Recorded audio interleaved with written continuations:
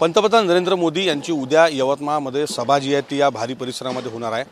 यवतमाळ जिल्ह्यातून 1 लाखहून अधिक महिलांचा बचत गटाचा मेळावा जो आहे तो या ठिकाणी पंतप्रधान नरेंद्र मोदींचा उद्या या ठिकाणी होणार आहे।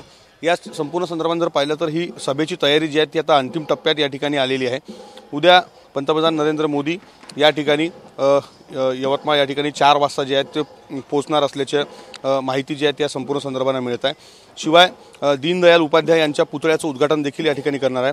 सोबतच मोदी आवास योजनेअंतर्गत लाभार्थ्यांना घरांचं वाटप जे आहे ते देखील करण्यात येणार आहे। मुख्यमंत्री महिला सक्षमीकरण अभियानांतर्गत बचत गटांना फिरता निधी जो आहे तो वितरित केला जाणार आहे। नमो शेतकरी सन्मान योजनेचा 2रा आणि 3रा हप्ता, पीएम किसान सन्मान निधीचा 16वा हप्ता, विविध योजनांचं जे आहे ते या ठिकाणी वाटप जे आहे ते केलं जाणार आहे। सोबतच वर्धा कळंब ब्रॉडगेज रेल्वेचं 39 किलोमीटर या रेल्वेचा शुभारंभ देखील उद्या केला जाणार आहे। सोबतच अमळनेर आष्टी ब्रॉडगेज रेल्वेचा सुद्धा या ठिकाणी शुभारंभ जो आहे तो मोदींच्या हस्ते केला जाणार आहे। प्रधानमंत्री कृषी सिंचन योजना तथा बळीराजा जलसंजीवन योजनेअंतर्गत विदर्भ व मराठवाडा क्षेत्रांतर्गत सिंचन योजना ही सुरू केली जाणार आहे।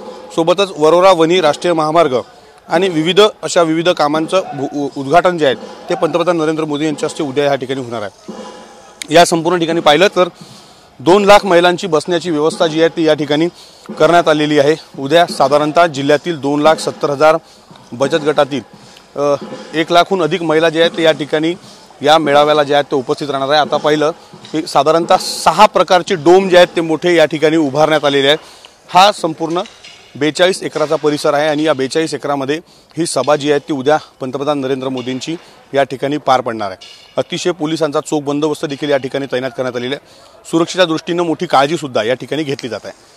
कॅमेरामन अनिकेत दहातोंडेसह विवेक गावंडे, TV9 मराठी, यवतमाळ।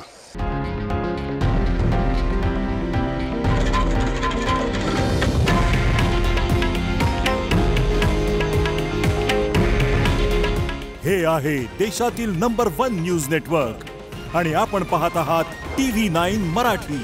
काळजी तुमची, हित महाराष्ट्राचं।